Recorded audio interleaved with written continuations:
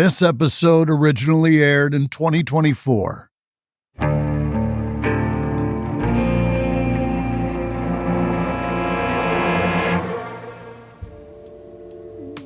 It's the afternoon of July 5th, 1998. In a mansion on Manhattan's Upper East Side, Marta Rivera is getting some chores done for her boss, Irene Silverman. After her husband died in the early 80s, Irene converted her 12,500 square foot mansion into 7 luxury apartments.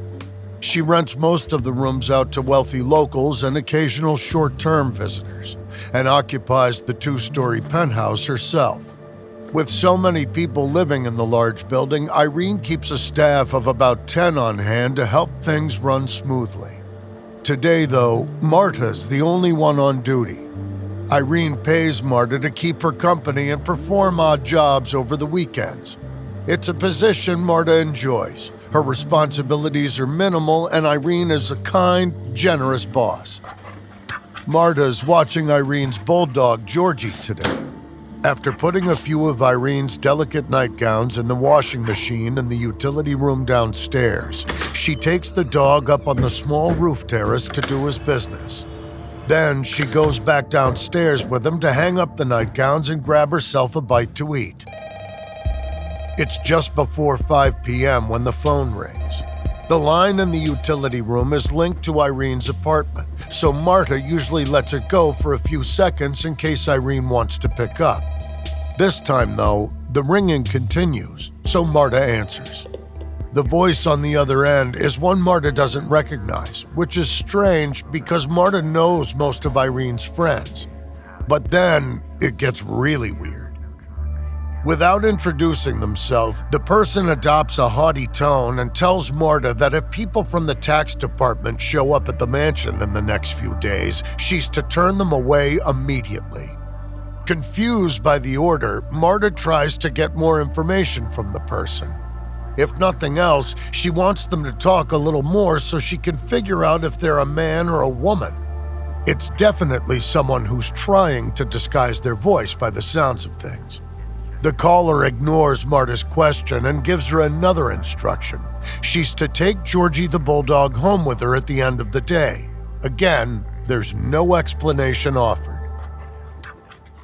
By this stage, the whole thing's creeping Marta out, so she hangs up. A moment later, though, Marta picks up the phone again and calls Irene's close friend, Carol. Marta knows that Irene was supposed to call Carol this afternoon, and she wants to know if she's heard from her yet. She's also feeling rattled by the mysterious call she just had, and wants to tell someone about it without bothering her boss. Hello? But when Carol hears Marta's story, she sounds worried. She's been waiting for Irene to call but heard nothing, and it's not like Irene to forget. It's at this point that Carol urges Marta to go up to Irene's apartment and check on her. So Marta hurries upstairs to the penthouse, her mind racing. Marta knows her boss hasn't gone out all day, so why hasn't she called her friend?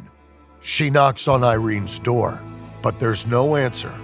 Even when Marta keeps knocking, even when she calls out to Irene, she can't hear anything. Suddenly sweaty and nauseous with nerves, Marta rushes back downstairs to call Carol back. She has to tell her that Irene Silverman seems to have vanished. I don't know about you, but I like keeping my money where I can see it. Unfortunately, traditional big wireless carriers also seem to like keeping my money too. So, after years of overpaying for wireless, I finally got fed up with crazy high bills, bogus fees, and free perks that actually cost you more in the long run, so I switched to Mint Mobile. It is a considerable savings, and the coverage is great.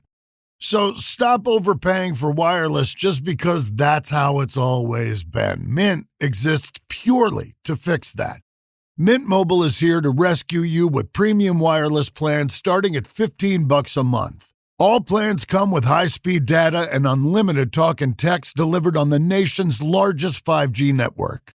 Bring your own phone and number, activate the eSIM in minutes, and start saving immediately. No long-term contracts, no hassle.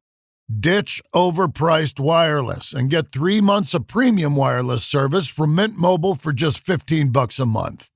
I use it, you should use it. If you like your money, Mint Mobile is for you. Shop plans at mintmobile.com/American Criminal. That's mintmobile.com/American Criminal. Upfront payment of $45 for a 3-month 5GB plan required, equivalent to $15 a month. New customer offer for the first 3 months only. Then full price plan options available. Taxes and AMP fees extra. See Mint Mobile for details. Okay, so picture this. It's late at night, you're scrolling through your feeds when all of a sudden you see it. That one product that you've been looking for. You click on the link, you add it to your cart, you maybe even shop around a little more before finally hitting checkout. And as you're filling in your address, you realize you don't have your card anywhere near you. That's when you see it. It's that purple pay button that has all your information saved, making checking out as simple as a simple tap of your screen.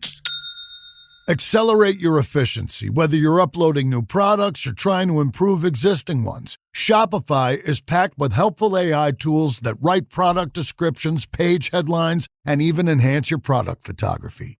So get the word out like you have a marketing team behind you. Easily create email and social media campaigns wherever your customers are scrolling or strolling. Tackle all those important tasks in one place, from inventory to payments to analytics and more. No need to save multiple websites or try to figure out what platform is hosting the tool that you need. Everything is all in one place, making your life easier and your business operations smoother. See less carts go abandoned and more sales go with Shopify and their Shop Pay button. Sign up for your $1 per month trial today at shopify.com/American Criminal. Go to shopify.com/American Criminal. That's shopify.com/American Criminal.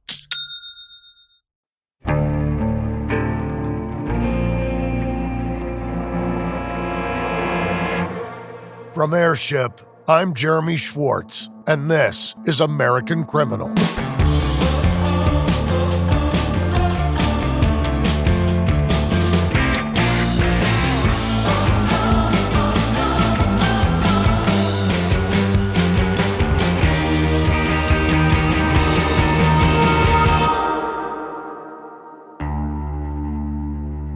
After leaving high school in 1952 and flirting with the idea of getting herself some kind of career, the young Sante Kimes made a decision.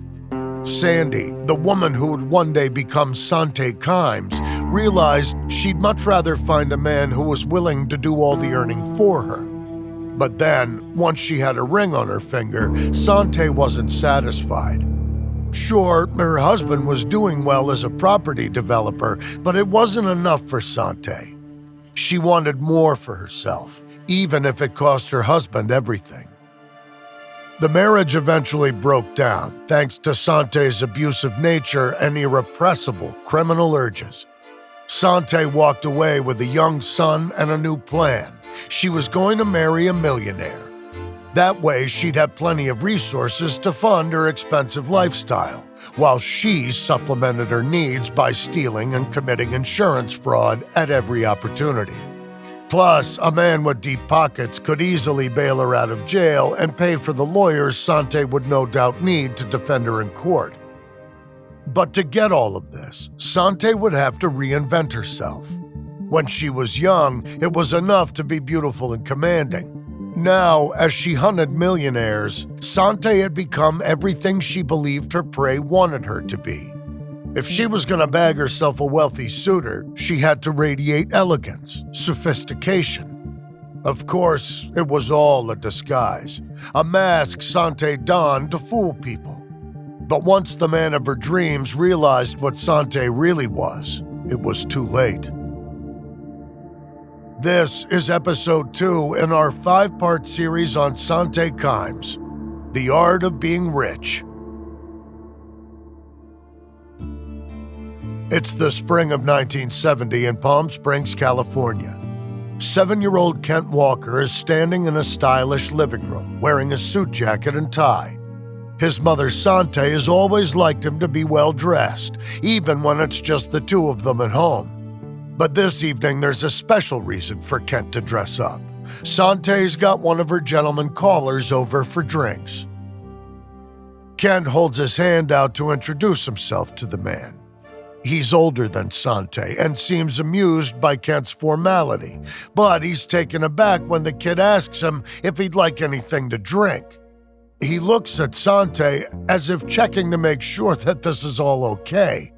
Sante grins and nods her head, giving her permission for the man to place his order with the miniature bartender. He asks for a screwdriver, which is easy enough for Kent. He walks over to the stock bar cart by the fireplace and pours a healthy measure of vodka over some ice, then tops it with orange juice. Carefully, Kent walks the drink over to where his mother's date is sitting on the couch, watching his steps so he doesn't spill on the shag carpet. Then, with the handoff complete, the little charade is done. Kent excuses himself, leaving Sante alone with her latest prey. For the last few years, Sante has gone through men like it's her job. With her ex-husband out of the picture for good, she needs to find a partner who can support her and the level of comfort she's determined to maintain. She's never had much trouble reeling in men, but now that she's in her mid-30s, Sante's making more of a conscious effort with how she looks. She's started to play up her passing resemblance to movie star Elizabeth Taylor. She accentuates her curves in dresses that cling to her body and piles her long dark hair up on top of her head. When she feels like her own hair isn't enough, she buys wigs to complete the Liz look. Since she was a teen, Sante's been using heavy layers of face powder to lighten her naturally deep complexion. Here in the desert, her pallor helps her stand out from the rest of the tanned women. She's also been paying more attention to her own behavior. She's studied the wealthiest people in Palm Springs, the ones who hang out at the country club, and like an anthropologist, she's made some observations. And because she intends to be wealthy, she puts these observations into action. When she was younger, Sante didn't really like alcohol. She'd even go so far as to pour her cocktails into potted plants when her dates weren't looking. Now, though, Sante's noticed that the wealthy drink. So it's sophisticated, which means she joins the party too. She also affects a breathy voice and makes everything sound high class, like a combination of old Hollywood movie stars. Once she catches the attention of a man, Sante reels them in, flirting and playing coy over the first couple of dates while she figures out if it's worth her time to pursue things. No one ever reaches the finish line, either because they don't have deep enough pockets for Sante or because they work out that she's just using them for their money. And so, inevitably, Sante always ends up moving on, her eyes peeled for a suitor who's worthy of her. It's sometime in 1970 that Sante starts reading Millionaire magazine. It's as good a place as any to search for a partner. And who knows, maybe she'll even spot a real keeper. Inside an issue of Millionaire is exactly where Sante first claps eyes on Kenneth Kimes. The magazine does a profile on the property developer and hotel magnate, who the writer guesses is worth somewhere around $15 million.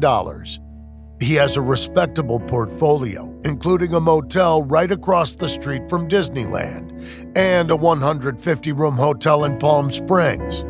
And crucially, he's divorced. At 53, he's almost 2 decades older than Sante, but she's not worried about age. Not when there are millions involved. Even without his money, though, Ken Kimes would be a good match for Sante. Like her, he enjoys gaming the system whenever possible. Anytime he can score something for free, he's happy. Most recently, he took great pleasure in the way his divorce turned out. He'd been unfaithful to his wife, hadn't let her have access to his millions, and then jealously kept her under lock and key, forbidding her from leaving the house. In public, though, he complained about her nagging ways and told people she was just after his money. Then, when she filed for divorce, he fought back. Ken and his lawyers alleged that his wife was the unfaithful one in the relationship, and that her constant badgering had driven Ken to his breaking point. The process dragged on for 2 years. By the end, though, Ken was left with most of his wealth and property the couple had amassed during their marriage. And with a final twist of the knife, he'd showered their 2 teenagers with enough gifts to convince them to side with him in the custody fight. If Sante hears any of that when she first starts sniffing around Ken, she doesn't let it put her off. She decides that Ken Kimes is the man who can give her the life she's always dreamed of, and she refuses to stray from that path. Using details from the Millionaire magazine article like a roadmap, Sante maneuvers herself into running into and striking up a conversation with a friend of the Kimes family. Pouring on the charm, she steers things towards Ken and scores herself an invite to meet the man himself. Up until this point, Ken's been living like a bachelor. He enjoyed the attention of younger women even before his divorce, and since then, it's only picked up steam. But he's always kept his dates at arm's length. He's like a dragon hoarding his treasure. He's convinced that every woman who shows an interest is just after him for his money, so he always resists their plays to make things official. Sante's no exception, but she is a fantastic manipulator. She has a knack for knowing which buttons to press to make people do what she wants, and Ken is the ultimate long con. Not some throwaway lover only good for a couple of meals, so she molds herself to suit his tastes. Ken loves a woman dressed in white, so Sante scrubs most of the color from her wardrobe. He also tells her that his favorite scent is gardenia. After that night, Sante's always wearing a perfume with that distinct floral note. And once the pair settle into a more regular pattern of dating, Sante finds ways to make herself useful to her man. She orders for him at restaurants, then throws a tantrum when the server brings him his food, insisting that it's wrong and demanding the chef prepare the dish again. When they're around other people, Sante loudly praises Ken as often as she can. And when they're alone, she takes the time to give him massages, pours him drinks, gives him manicures, and sometimes feeds him like a baby. People on the outside can see what's going on. As Ken starts spending more and more time with the woman in the low-cut dresses and cheap black wigs, some of his relatives try and warn him that Sante smells like trouble. If nothing else, they tell him she's a gold digger. But Ken dismisses everyone's concerns. He figures he knows how to handle people like Sante, but he doesn't. And now that Sante's got Ken's attention, she refuses to let him go. When he decides that he's had enough of her, he tries to end the relationship. But Sante doesn't take that lying down. She's the one who decides when things are over. During one particularly fraught period, she breaks into Ken's private suite at one of his motels. She scatters a bunch of pills around the room, then downs a few painkillers and calls an ambulance. When Ken hears about the supposed suicide attempt, he opens his arms to take Sante back, exactly as she planned. No matter how much progress Sante makes in her relationship with Ken, though, he still refuses to give her any of his money. Of course, she still has a certain lifestyle to maintain, so she keeps shoplifting in expensive stores. Trouble is, she's not the most subtle of thieves. She's been doing it for a couple of decades, but still gets caught from time to time.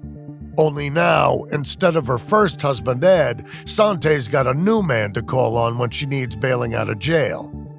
She calls Ken whenever she's arrested, asking him to come pick her up and help smooth things over. When he doesn't jump at her first command, she sends him pleading letters, promising she'll do whatever he wants, be whatever he wants, so long as he comes to rescue her. And he does, every time. It's not like Sante's some helpless person who can't do anything for herself, though. Sometimes she manages to worm her way out of trouble all on her own, in frankly alarming ways. One day, when her son Kent's still in grade school, Sante takes him along when she goes dress shopping at a strip mall in Palm Springs. Only she's not really shopping. Kent's seen it all before, so he decides to wait by the car while his mother browses. After a few minutes, Sante breezes through the shop door donning a large pair of sunglasses. Behind her, though, is a sales clerk from the store. She calls out to Sante, telling her to stop and pointing to the bulging handbag over Sante's shoulder. Sante pretends she can't hear the woman yelling at her and keeps walking. She's just made it back to the car where Kent's leaning against the door when the saleswoman catches up. She reaches out and grabs Sante's arm, spinning her around. Tugging at the handbag full of stolen clothes, the clerk tells Sante that she saw her steal from the store and that she's not allowed to leave. Sante laughs in the woman's face and tries to yank her bag away. That's when they all hear it, the unmistakable sound of sirens. Turns out the saleswoman called the cops. So, thinking fast, Sante does what any good mother would do in her situation. She punches her son square in the face. As Kent staggers back in pain and the saleswoman looks on in shock, Sante starts screaming that some woman's just assaulted her son. Then, she winds up and delivers 2 sharp blows to the woman's face. When the police arrive a minute later, they side with the woman whose son is bleeding and lead the sales clerk away in handcuffs. They want to bring Sante down to the station to make a statement, answer some questions, but she affects her most indignant posture and tells the cops that she has to get her son to a hospital right away. Then, after throwing her bag full of stolen merchandise into the backseat of her car, Sante climbs behind the wheel and drives off. It's just another instance when Sante's proven to herself that she's above the law. And now that she's feeling like she's mastered the art of grand larceny, she's ready to expand her repertoire by testing the limits of the 13th Amendment. I don't know, something about this time of year makes me rethink what's in my closet. I'm trying to keep fewer things, but better ones. Pieces that are well-made and easy to wear all the time. That's why I keep coming back to Quince. The fabrics feel elevated, the fits are thoughtful, and the pricing actually makes sense. Quince makes high-quality, everyday essentials using premium materials like 100% European linen and their insanely soft flow-knit activewear fabric. Their men's linen pants and shirts are my favorite. They are lightweight, breathable, comfortable, basically the perfect layer for spring. The pants strike the right balance between laid back and refined, much like myself, so you look put together without trying too hard. And their flow-knit activewear, moisture-wicking, anti-odor, and soft enough that you'll actually want to wear it all day. The best part is that their prices are 50 to 60% less than similar brands. How? Quince works directly with ethical factories and cuts out the middlemen. So you're paying for quality, not brand markup. Everything is designed to last and make getting dressed easy. Refresh your wardrobe with Quince. Go to quince.com/American-Criminal for free shipping and 365-day returns. Now available in Canada, too. Go to QUINCE.com/American-Criminal for free shipping and 365-day returns. Quince.com/American-Criminal. Gold Bond knows that things are just better with a little boost. Like your music? And your skin. Check out Gold Bond's new Plumping Collagen Body and Face Serum Lotion. It's clinically shown to visibly plump and boost skin hydration by 50%, leaving your skin looking hydrated and more youthful. Turn up beautiful skin with Gold Bond's new Plumping Collagen Body and Face Serum Lotion. Learn more on Amazon. TaxAct knows every small business owner has different tax filing needs. With TaxAct, you can file yourself with the help of an expert, or TaxAct can do it all for you. You're the boss, the head honcho, the top banana. And TaxAct is like your loyal, trusty tax aide, ready to pounce on any tax needs you might have. TaxAct is dying to pounce on some small business tax needs. TaxAct. Let's get them over with.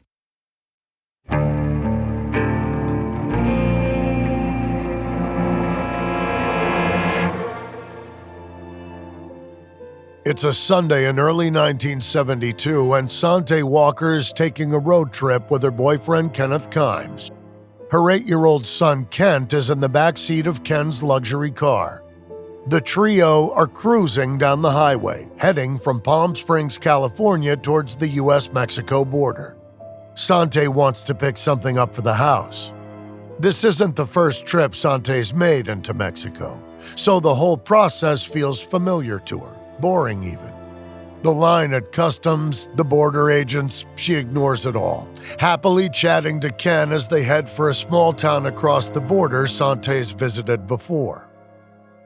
When they stop for gas, Sante gets out to speak with some of the locals. She studied Spanish in high school and manages to carry on conversations with several people until she finds someone willing to invite her back to their home. Sante walks with the woman who's a little older than she, following her the couple blocks from the gas station. Ken trails slowly behind in the car until they reach the house. Once they're all inside, Sante pulls a stack of bills out of her pocket, holding them while she negotiates with the woman. Neither Ken nor Kent understand exactly what Sante's saying to the woman, so they just watch on as the pair haggle, occasionally gesturing at the older of the two teenage girls sitting in the kitchen with them. Eventually, a deal is struck. Sante peels off a number of the bills and hands them to the woman with a smile. Then they all wait, while the teenage girl packs a small bag with some clothes. Now a group of 4, Sante and her little family start making the journey back towards California. All the way, Sante's smiling at the girl, telling her that she's beautiful and that she's going to have a happy life. There's just one hurdle they have to clear before that, though. Just before they get to the border, Ken pulls off the highway and the girl gets out of the back. Sante leads her to the trunk and tells her to get inside, then covers her with piles of ragged clothes and trash. Once she's happy with the camouflage, Sante closes the trunk and they set off once more. They don't let the girl out until they're almost 100 miles beyond the border. If the girl wasn't sure about Sante's intention before this, she's surely rethinking the whole situation by now. And once the group gets back home to Palm Springs, reality sets in. See, Sante hasn't carried out some kind of adoption here. She's bought herself a maid, one she'll never pay. Sante's habit of acquiring young women to take care of her homes is a practice she first starts after moving to Palm Springs. For the most part, people in the desert town seem to have plenty of money, so they can afford to hire help around the house. And because she studied at the Monkey See, Monkey Do School of Aspirational Wealth, Sante figured that she could also get a household staff to really sell the idea that she's got money. Ken, of course, can afford to pay for a maid. But even after he and Sante start living together, he won't let her anywhere near his money. So she's been resorting to a little human trafficking to take care of what she sees as a pressing issue. She'll call them her staff, her maids, but what they really are is slave labor. Typically, Sante smuggles teenage girls across the border from Mexico. They're always undocumented. Sante doesn't want any paper trails, but she promises that she'll help them with their immigration status and make sure they can bring over any relatives they'd like. Once she gets them home, though, she confiscates any ID they have and warns them that they'll be arrested if the police find out they're in the country illegally. She forbids them to use the telephone and restricts where they're allowed to go inside the house. Over the years, Sante will become more and more aggressive with her so-called maids. She gets violent with them, orders them to work long hours, then locks them in their bedrooms at the end of the day. She prefers girls who don't speak much English. They feel more isolated that way. Invariably, though, the girls manage to get away in the end and presumably find their way back home. But whenever that happens, Sante heads south to find a replacement. It's as simple as that. Other parts of Sante's life aren't quite as easily managed, though. It's been about 2 years since she weaseled her way into Ken Kimes' world, and although it's clear she's not going anywhere, he still shows no interest in marrying her. Eventually, Sante will give up on that particular dream. Instead, she just starts calling herself Mrs. Kimes, and by then, he's too worn down to protest. The two have settled into a relationship that's mostly one of resignation on his part and calculation on hers. They do make a good pair, though, because while Ken feels like he's conquered the business world, Sante tells him that he can do more, be more. And together, they come up with a plan to make themselves a lot of money.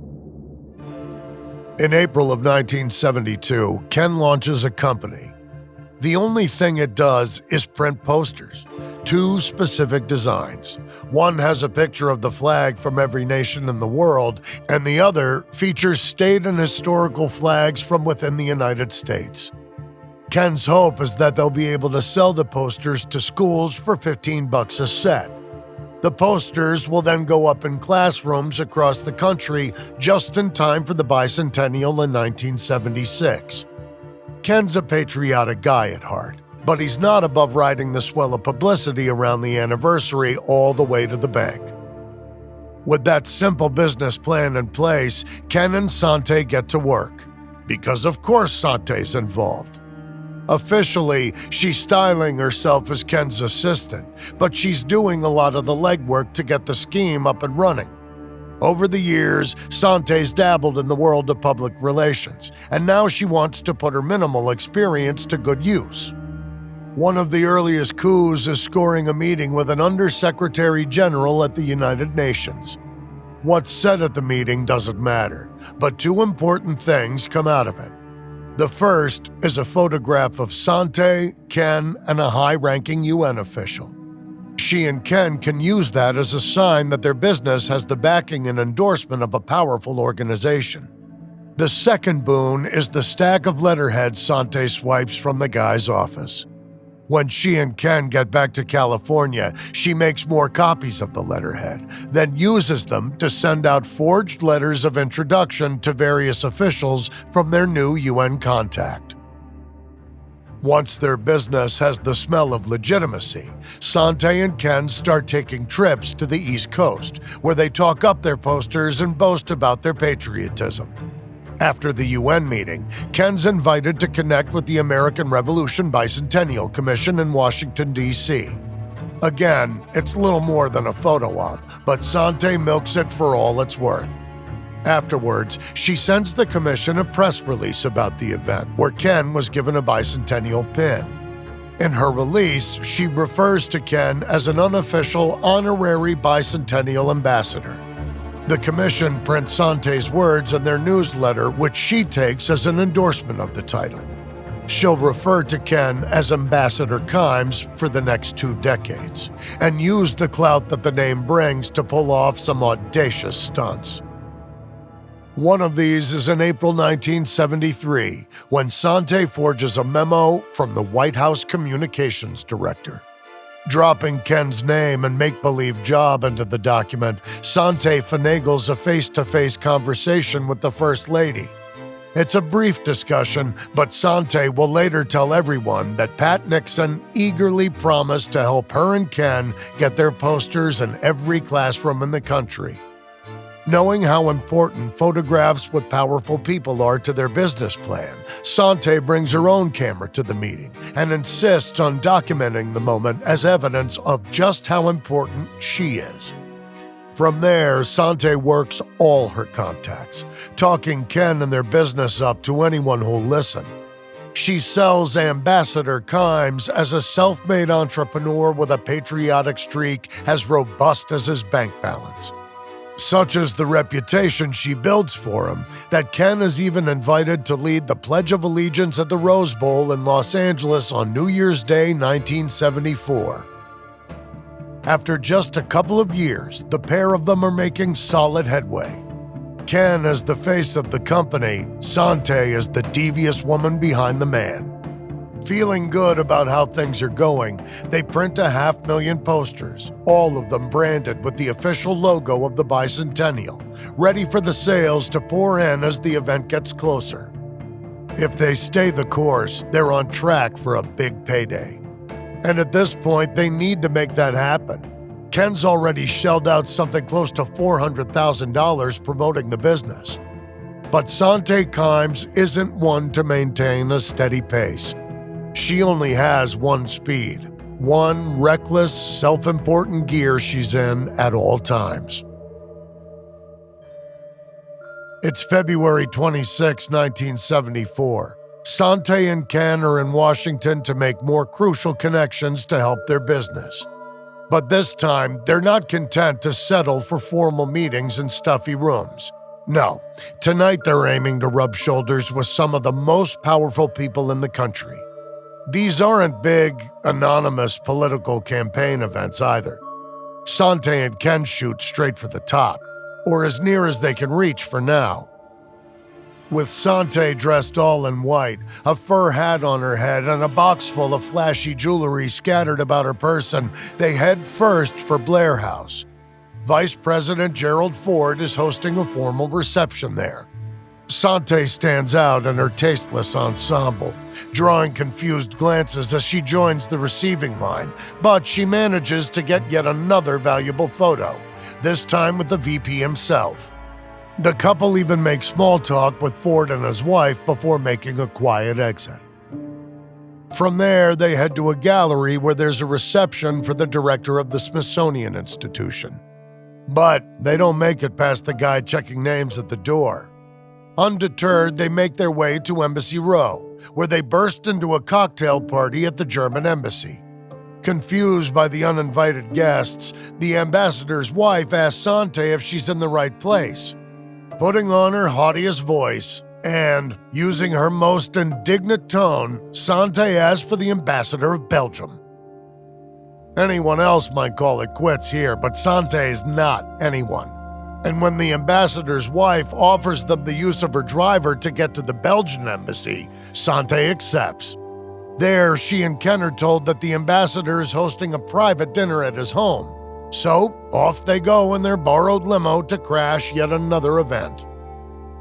On the whole, Sante feels pretty good about their night of party hopping. But she's on her own there. A couple of days later, the story of the mysterious uninvited guests makes the Washington Post. And because Sante and Ken gave their names to so many people, and because they insisted on taking photos with the vice president, it's not hard for reporters to put the pieces together. It starts with embarrassing articles about Ken and Sante's night of 1,000,000 parties. The digging begins, and people begin asking questions. When the White House denies that any of their staff sent the memo Sante used to get her meeting with the First Lady, and there's talk that Ken could face charges for impersonating an ambassador, all of a sudden, no one wants anything to do with their patriotic flag posters. And the Bicentennial Commission rescinds permission for Ken to use its logo. So now, even if Ken could get anyone interested in his poster sets, he's legally not allowed to sell them. All he's left with is egg on his face and 500,000 unsold pieces of paper. Oh, and for a moment there, things had been going so well for Sante.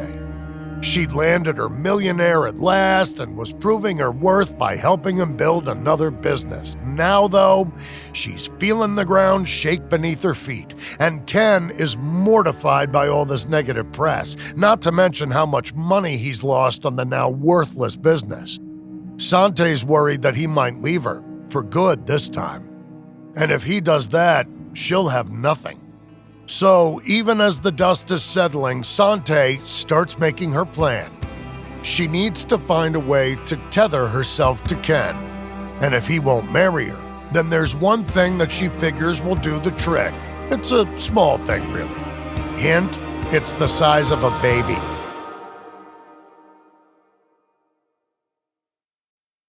Whether it's a movie night or just midday, Skinny Pop is a salty snack that keeps on giving. Made with just 3 simple ingredients for an irresistibly delicious taste and a large serving size that lasts. Deliciously popped, perfectly salted. Skinny Pop, popular for a reason. Shop Skinny Pop now. Choice Hotels get you more of what you value. Comfort Inn, it's calling your name. Save on the stay. Oh, and free waffles are yours to claim. Book direct at choicehotels.com.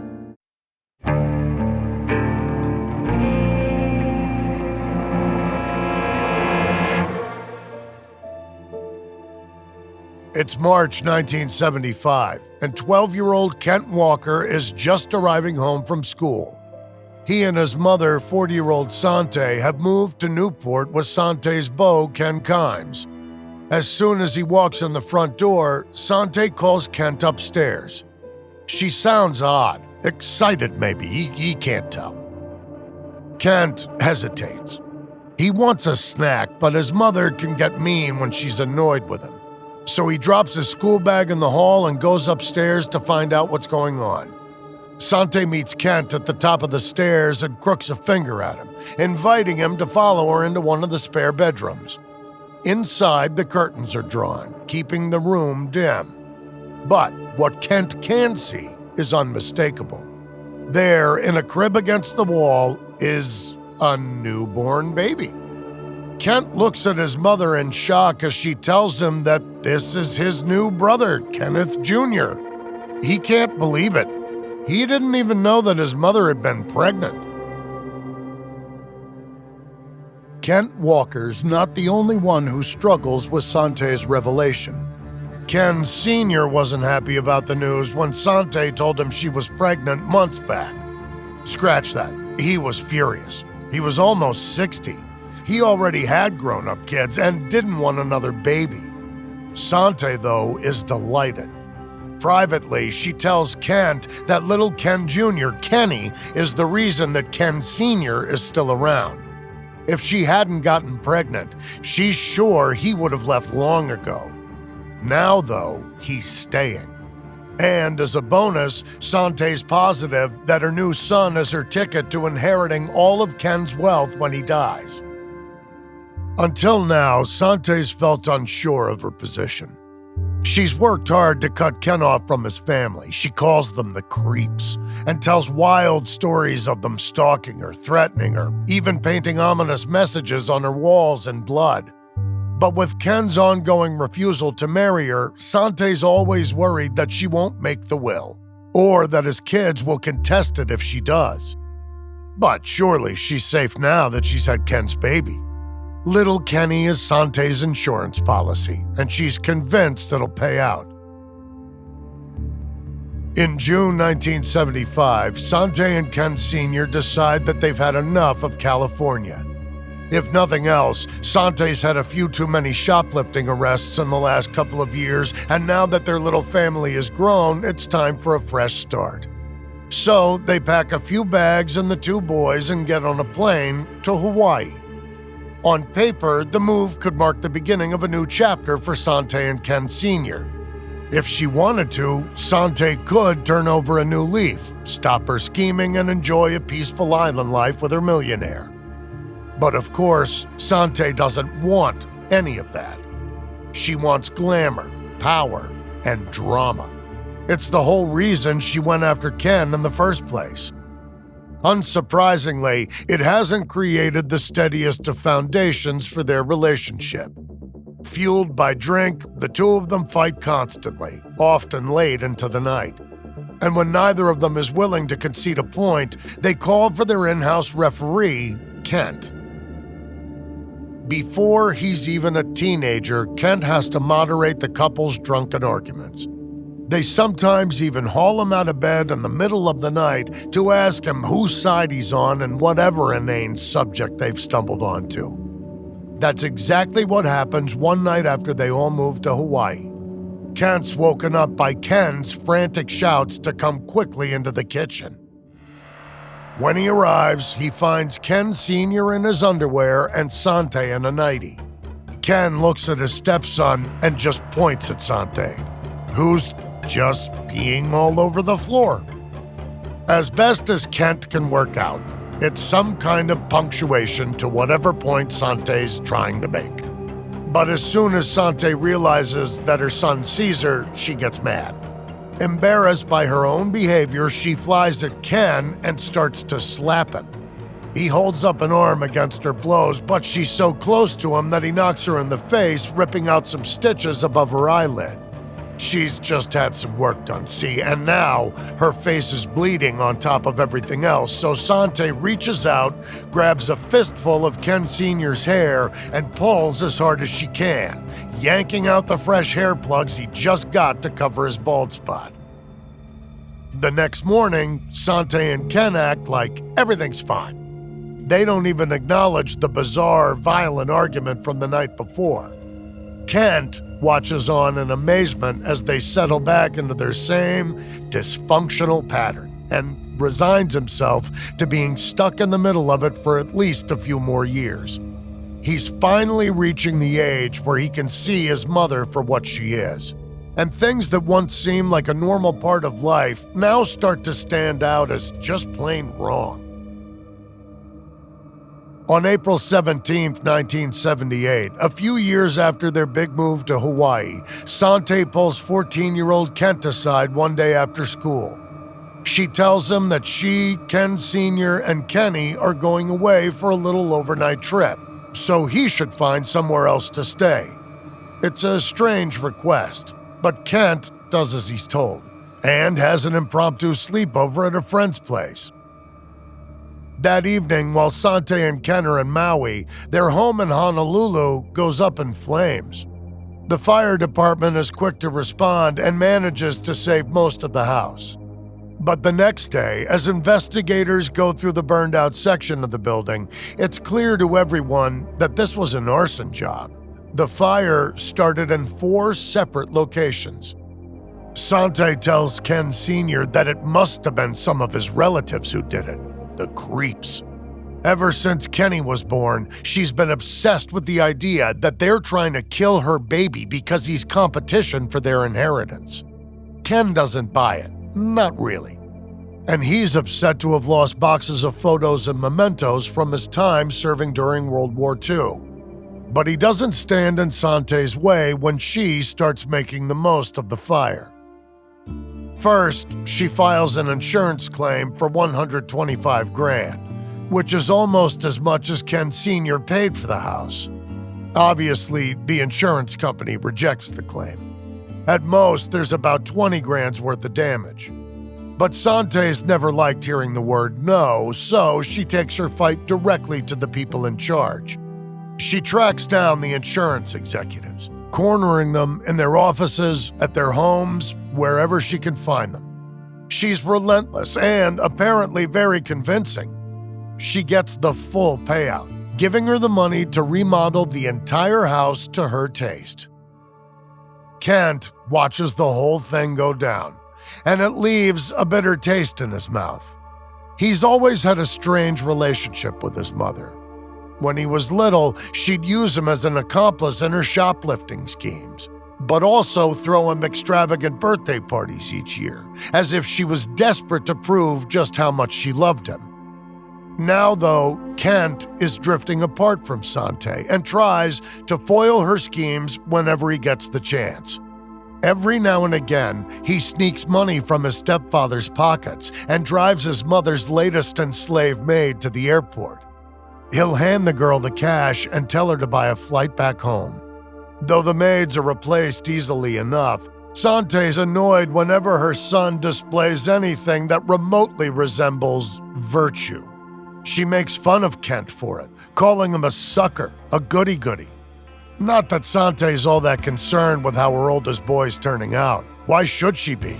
She's got a rich husband, a younger son who'll inherit everything, a constant parade of maids at her beck and call, and more fur coats than anyone living on a tropical island could ever need. But all of those things, every single one of them, will lead to Sante's undoing in one way or another.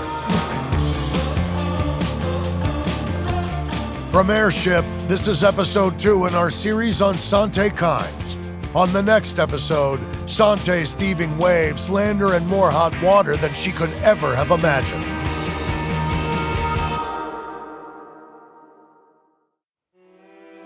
We use many different sources while preparing this episode. A few we can recommend are Dead End by Gene King and Son of a Grifter by Kent Walker, as well as reporting in the Washington Post. This episode may contain reenactments or dramatized details, and while in some cases we can't know exactly what happened, all our dramatizations are based on historical research. American Criminal is hosted, edited, and executive produced by me, Jeremy Schwartz. Audio editing by Mohammed Shazi. Sound design by Matthew Filler. Music by Thrum.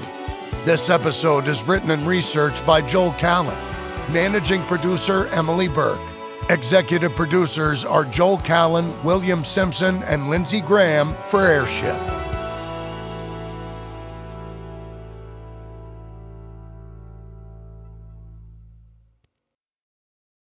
Do you ever meet someone and think, wow, they've really been through it, and then realize we all have? That's what We're All Insane is all about. It's a podcast where real people sit down to share their stories that have shaped them. The raw, unfiltered moments that don't usually make it into everyday conversation. There are no scripts, no interruptions, and no filters. Just honest storytelling that unfolds naturally. From heartbreak and loss to recovery and resilience, every episode is a reminder that even in our darkest moments, we're never really alone. If you love hearing real stories that make you feel something, stories that connect us all, this is one you'll want to subscribe to. You can listen to We're All Insane wherever you get your podcasts. New episodes every Sunday.